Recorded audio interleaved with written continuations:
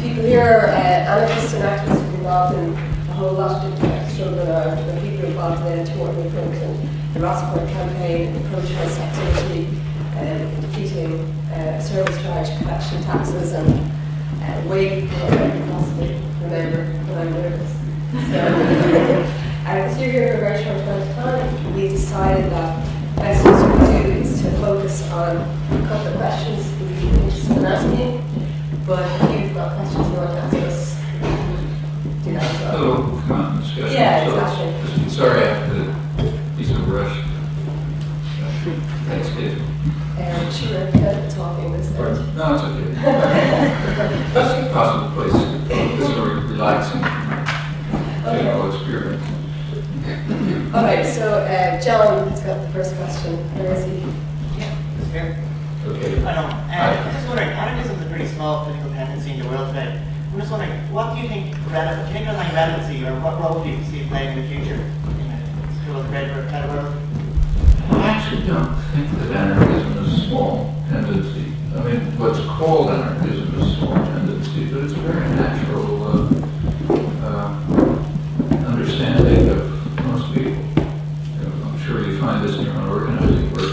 When you talk about anarchist principles, they resonate with most people because it's basically their own conception of the world. I mean, the feeling that you ought to be dominated by someone is not a natural human feeling. So if there are, and everyone's faced with them all the time, structures of domination and control, most people don't like them. Okay, it's anarchism. If you don't like systems of domination and control, you should do things to dismantle them. It's basic anarchist principle. It's very deeply embedded in people. You really have to work really hard to drive it out of people's heads. There's enormous efforts to drive these normal sentiments out of people's heads, but they're never far below the surface, which is why they always well up all over the time whenever there's any kind of confrontation or break or opportunity to think about things, they just emerge. I think anarchists have about the easiest organizing task of anybody. They're mostly common sense. Okay, Dermot, who interrupted you yesterday. Sorry about that. He got very excited. Yeah. He's got a second chance to do I've got a second chance. I hope it's not your last tour, just a busy schedule and all that. It's great to see you. First thing I'd like to say is welcome to the North Side. It's great to have you over here. The second thing I wanted to say was one of the first things that you wrote about was the Spanish Revolution in 1936. This year being 2006 will be the 70th anniversary. And I wanted to ask you, what do you think is the relevance of that, or does it have any relevance today, given that it's quite a while ago? I actually did write about that at the advanced age of 10 years old. Fortunately, it's not preserved.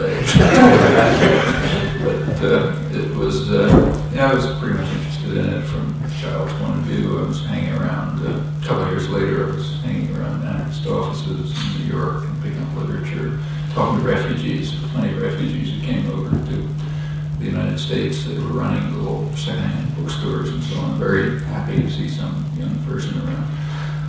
But it was a pretty amazing event. I mean, there was, and it has tremendous relevance. I think it's the peak of anti-authoritarian activism and success in history. There's been nothing like it, certainly in the modern world.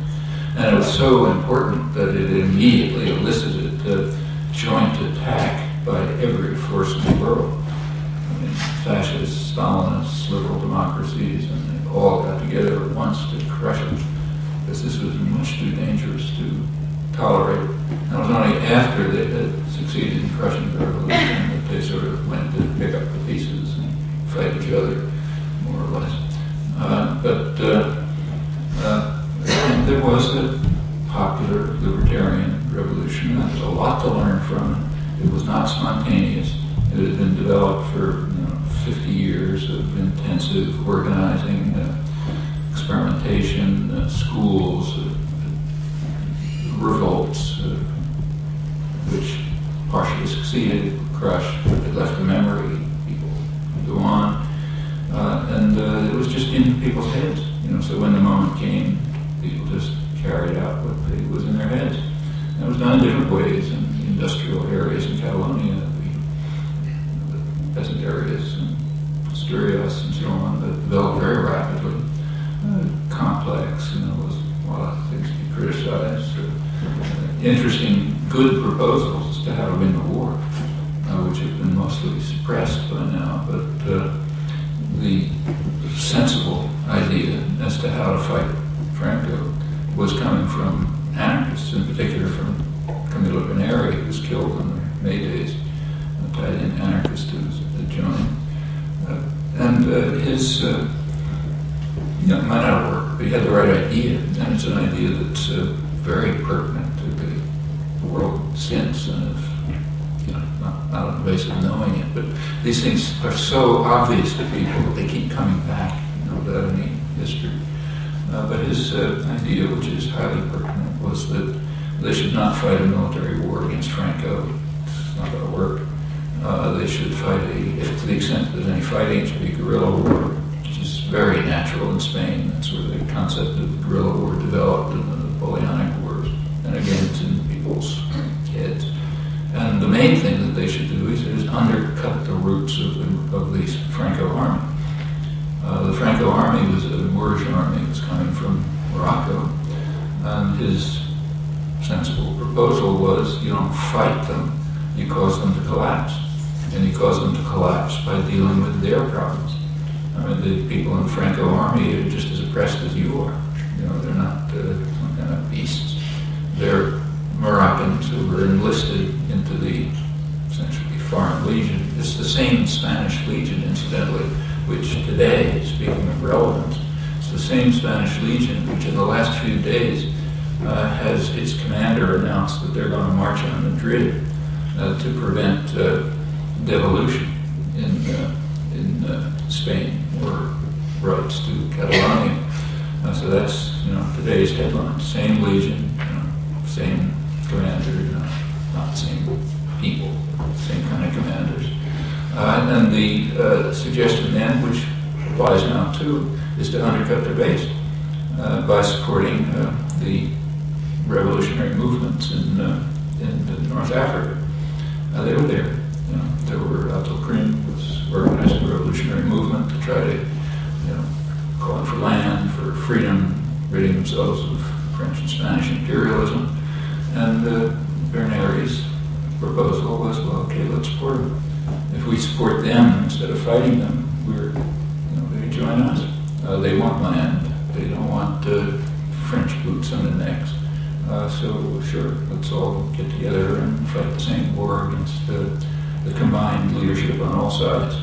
Now, of course, that would have utterly infuriated France and Britain and the United States. They would have gone totally berserk. But if you had a choice at that point, shall we cater to the imperial powers and let them carve us up and smash us and so on, or shall we just fight a people's war against them? Could have all worked. I mean, it could have held off the Second World War, because of the changes that might have taken place. But those are issues which are by no means dead. Like I say, park on the front pages right now, and they show up both in terms of struggles against imperialism, different forms, but the same principles, and also just the tremendous success in collectivization and building a society without hierarchy and so on. One of the best descriptions of it, although he didn't understand what was going on, is George Orwell. He had really no idea what was going on, but he was writing from the point of view of the Prum militia, kind of semi-Trotskyite militia, and that's what he saw.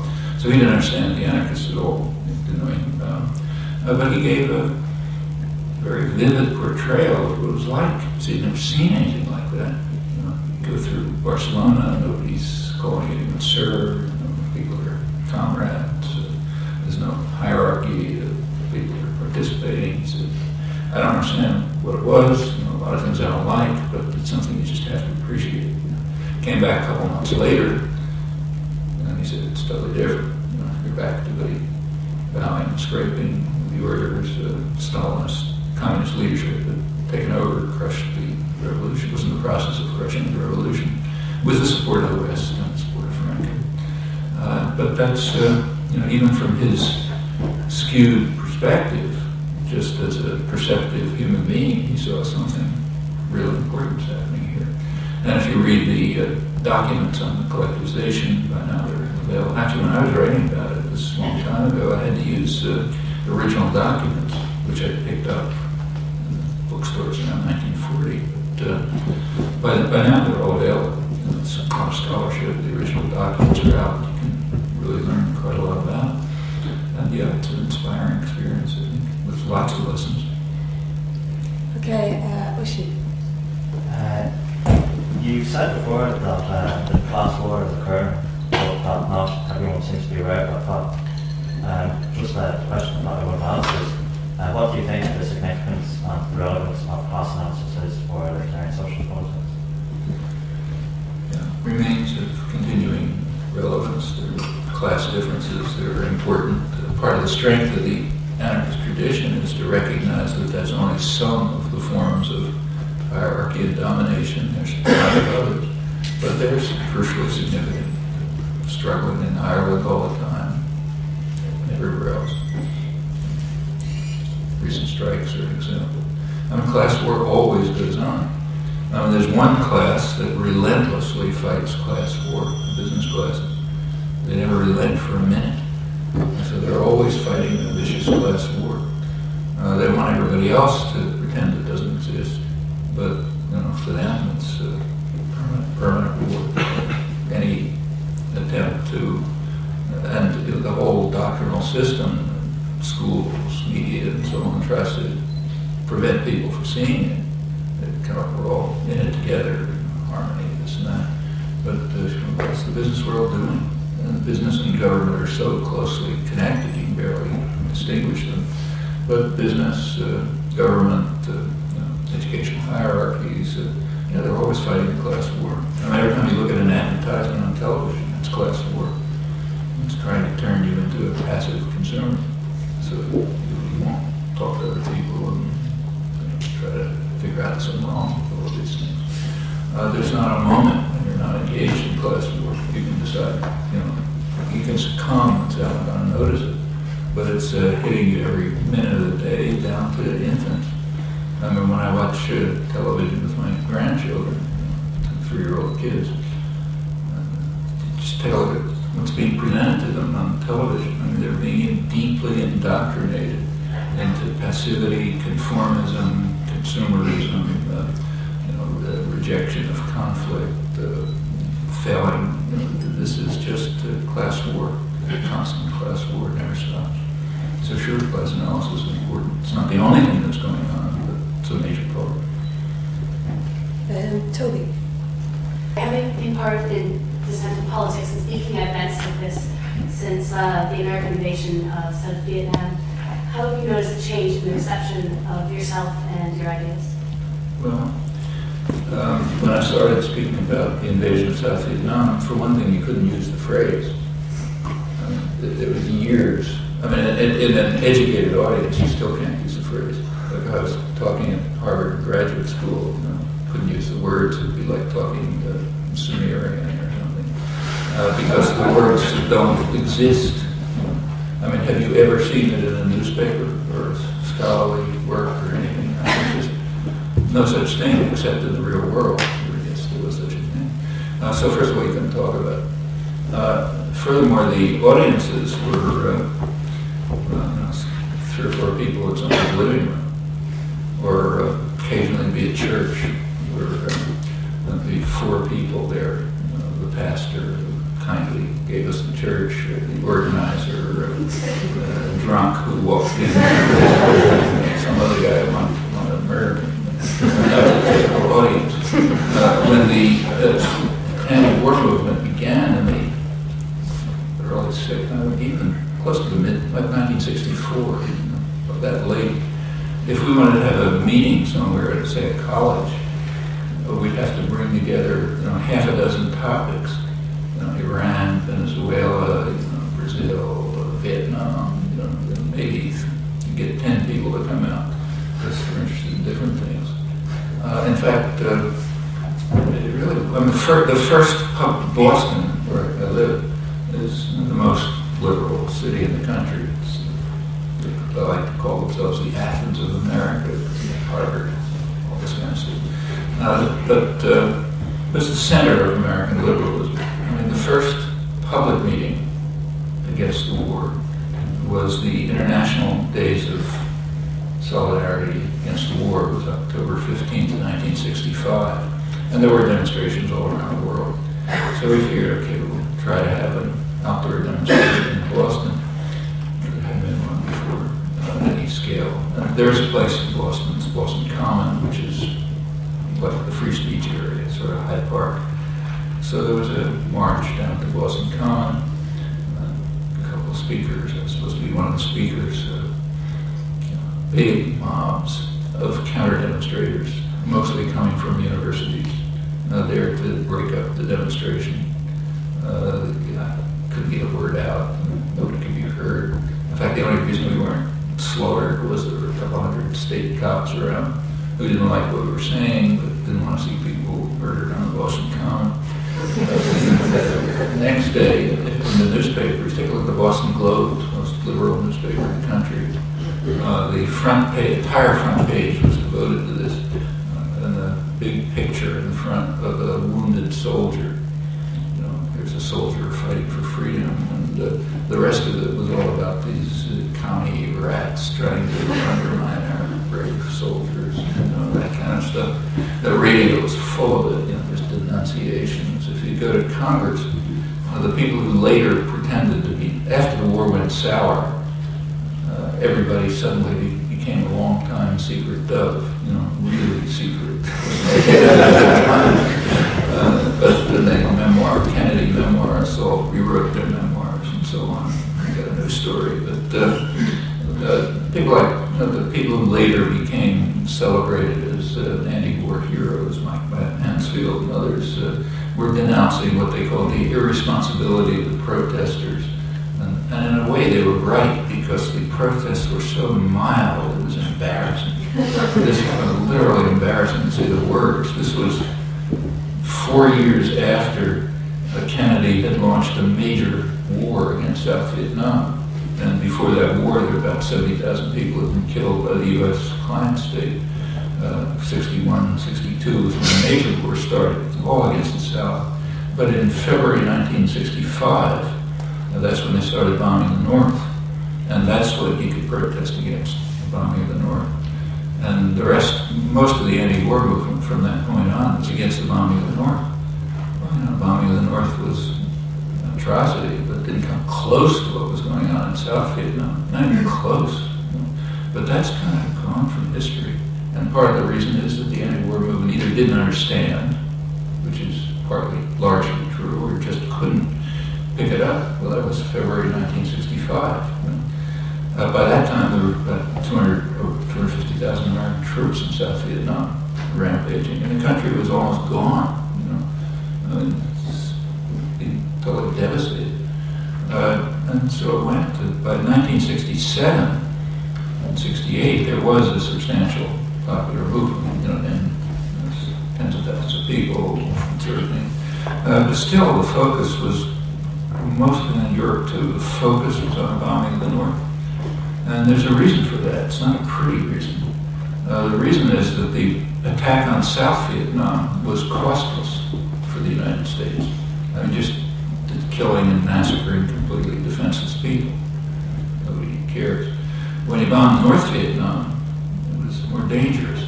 For one thing, you're hitting Russian ships in the Haiphong Harbor.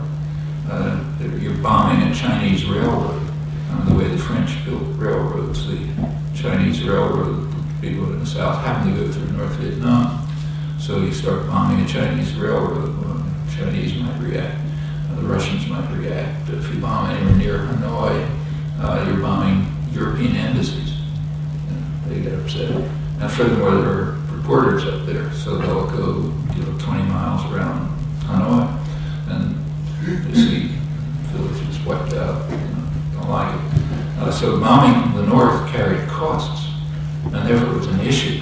But bombing the south carried no costs. And it's striking when you read the declassified, the Pentagon Papers are kind of like stolen archives. You get the real story, not what's declassified by the government. And therefore they're almost ignored by scholarship and by the media, practically ignored. But they're very revealing. For example, one of the things they show is that the bombing of the north was planned in meticulous detail. They really thought about it, how far should we go. Take a look at bombing the south, it's not even mentioned. Just do whatever you feel like. So there's barely any mention of planning. You want to target villages with B-52 bombing, do it, and so forth. And the anti-war movement is responsible for this too, because they kept to the same framework overwhelmingly. And that's the picture that lasts in history. So look at history of the war, that's what it is. By the late 60s, things really had changed. And a lot of other things have changed too, because the anti-war movement just kind of integrated with a lot of other things that were going on. So you're barely beginning to get the beginnings of the feminist movement at that time. And the sources of it, I don't know what it's like here, but in the United States it was very striking to watch. Part of these sources of the women's movement were the sexism of the anti-war movement. Very striking. You could see it. Especially the draft resistors. I was working a lot with resistance. And the draft resistors were brave people. They're 17, 18-year-old kids who are facing a real problem, not fun to spend years in jail, go to exile, never get back home. And they felt righteous, And part of the way he felt righteous was by oppressing young women, who then sort of supposed to serve you and admire you and so on. And the women, after a while, started resenting because the general, typical anarchist sentiments of not being want to be kicked around were coming up. And that led to critique of the sexism of the young resistors, which for many of them was a real crisis. I know some who actually committed suicide because they couldn't deal with it. Here's this sense that we're doing something really courageous, but we're oppressors. How can we face that? And that was a good part of where the women's movement came from. The women's movement really didn't develop in a major force until the 70s, but it was part of the root. The environmental movement was just barely beginning. The civil rights movement, which is an interesting story. As long as the civil rights movement was focused on, hideous sheriffs in Alabama, it was very popular in the North. But by the mid-60s, it was shifting to the North. The last couple of years, we just had Martin Luther King Day, everybody celebrates Martin Luther King. What they celebrate is what he was doing in the South. By 1965, he was turning to organizing a poor people's movement. And that's all over the country. And in fact, when he was assassinated, it was at a time when he was in the midst of meeting the poor people's movement. Well, that's out of, kind of like going too far. So when you read about Martin Luther King, they say, well, the last couple of years of his life, he kind of lost direction. So it's okay to be self-righteous about Alabama sheriffs, but not to look at what's happening in your neighborhood. It's the same thing. That was the civil rights movement was beginning to turn into a general movement of the poor. It was very frightening to power systems, but it was going on, and a lot of organizing was going on. There's a lot of craziness. The youth culture was going on in its own way. Just revolt, music, style of dress, all kinds of things. But the general effect was extraordinary. It's lasting. The whole country just changed, became just more civilized. Like my own university, MIT, when around 1960, say, MIT was white males, well-dressed, ties and jackets, obedient, deferential, do your homework, and so on. If you walk around MIT today, it looks like this. Half women, literally, half women, third minorities, casual dress, informal relationships, do serious work, more serious than before, but just totally different. And the same is true of other countries. So as far as, say, reaction goes, the educated elite sectors are very more rigid than they were, because they were frightened by all of this. There's a tremendous backlash against it. That's where the liberalism comes from, everything else, all part of the backlash. But among the population, it's just expanded all over. You could talk in the Idaho-Washington border, in a little town where all you see in the town is Christian evangelical posters and National Rifle Association and so on. 4,000 people show up from nowhere, and it's around there somewhere, and that happens all over. I mean, I spend maybe an hour a night. I spend a lot of time answering email, but probably an hour a night is just turning down invitations, which I really like to accept. And there are very few people, unfortunately, who are publicly available. It's not the kind of thing that privileged people do. We're all obviously very privileged, but they don't do it. So there are very few people who will do these things, and they're just overwhelming demand, and they get the same reaction. I mean, Howard Zinn, I'm sure, there's another one who's on the road all the time, though he's not young, he's older than I am, but he's out there all the time. And he's just a garage with invitations, and gets the same reaction, thousands of people showing up. And, so it's just a tremendous change in the whole country. It just became a lot more civilized. And it a lot of very striking ways, which aren't discussed much, but they're very real. So take in the 1980s, if you take a look at what happened, it's quite striking. When Reagan came in 1981, he was facing problems. I don't know what was going on, but the guys around him were facing problems in Central America, which were very much like what Kennedy faced in South Vietnam in 1961, very similar. And they tried to follow the Kennedy model. Kennedy was their hero. Very much I like the picture that's been created. They tried to follow in Central America the same model that Kennedy did in South Vietnam. You can see it step by step. Same white papers, communists are taking over, the whole business.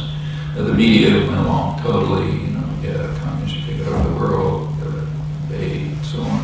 But they had to back off. They had to back off because it was just too much popular opposition.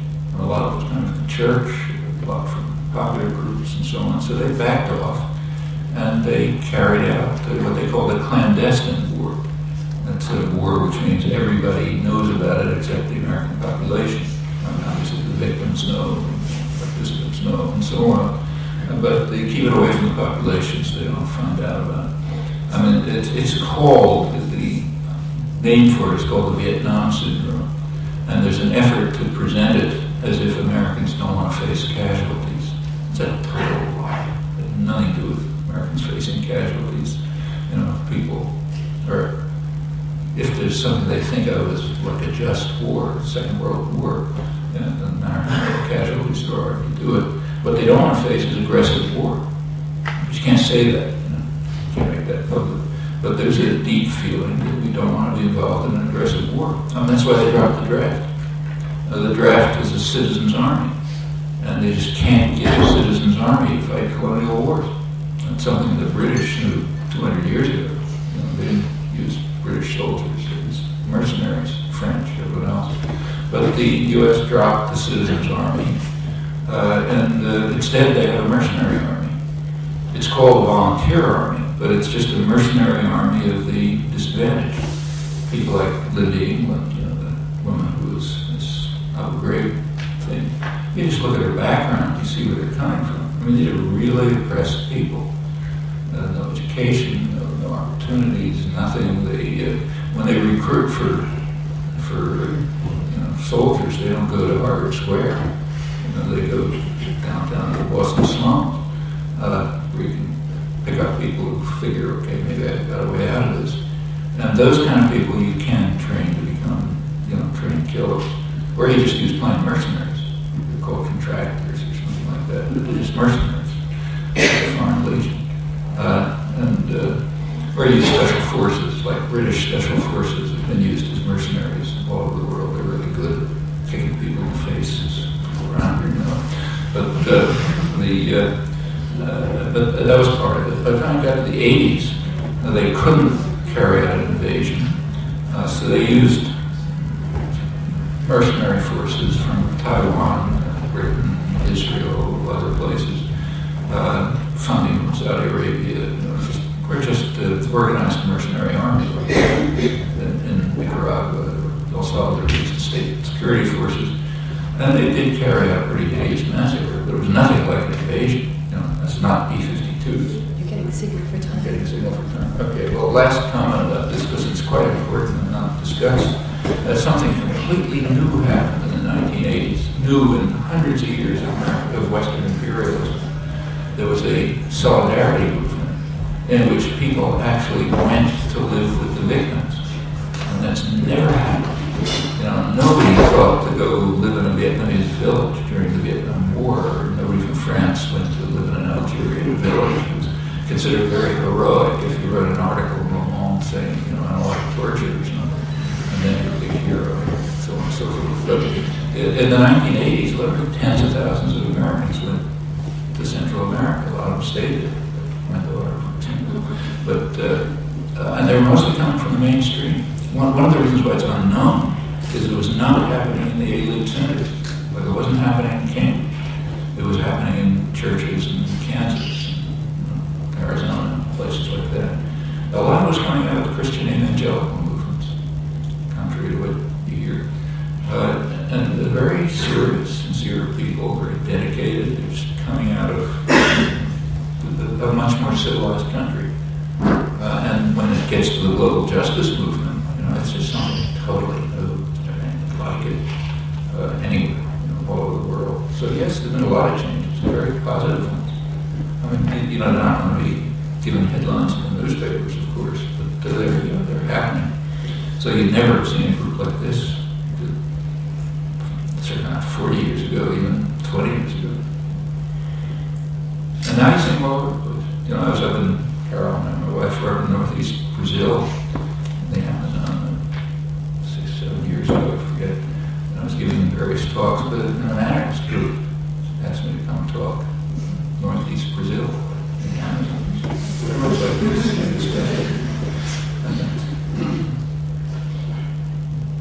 And I think you're under a deadline.